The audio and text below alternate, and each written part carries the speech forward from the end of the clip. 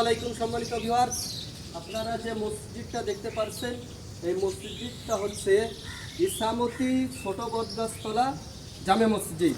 তা আমি সেখানে আসছি, এখানে মসজিদ সম্পর্কে একটি নাতের একটা গজল পরিবেশন করব। আমার তরি বাধায় আছে কোন শেখিয়া গাঠে, কোন মসজিদে এলানো হবে শোয়াবে শেষ খাটে,